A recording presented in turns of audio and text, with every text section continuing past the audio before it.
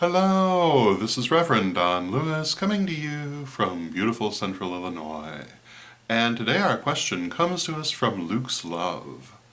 And Luke's Love asks, what happens to the soul if a person commits suicide? What is in their afterlife?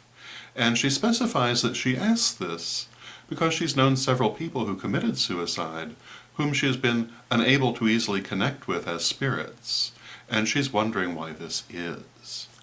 And my answer to this is that I don't think that there are any special circumstances that obtain to the afterlife of a person who has committed suicide versus a person who has died in any other way in and of itself.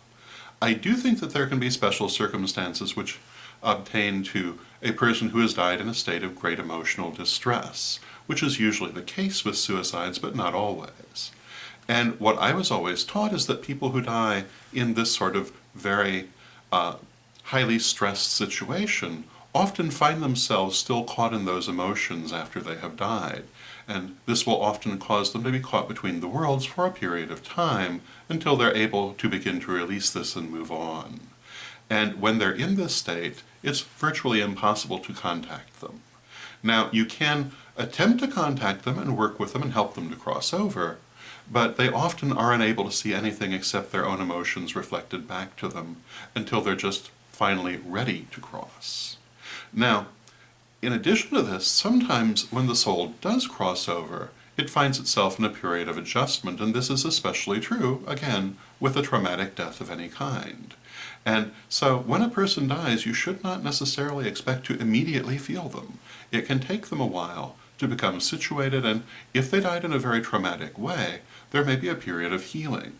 And either one of these two possibilities may be why Luke's Love is not able to feel her friends at this time. It doesn't mean that you'll never be able to feel them, but these are reasons why you might not now. And what I would recommend is to pray for them and to perhaps do some energy work with them to send them energy to help them to complete their journey. And this would be the thing that I would think would be most helpful.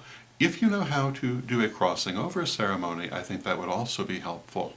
And if you do not know how, then I would look for someone who does, someone who can cross the soul over and help it to complete that journey, though there may still be a period of adjustment if that is in fact the cause of the dissociation.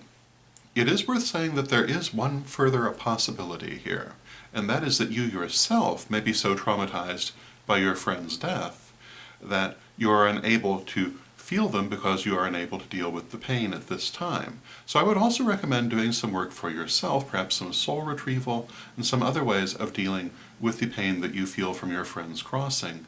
And this may also help to facilitate future communication. So those things would be my recommendations. I hope you find them helpful, and until next time, may you blessed be.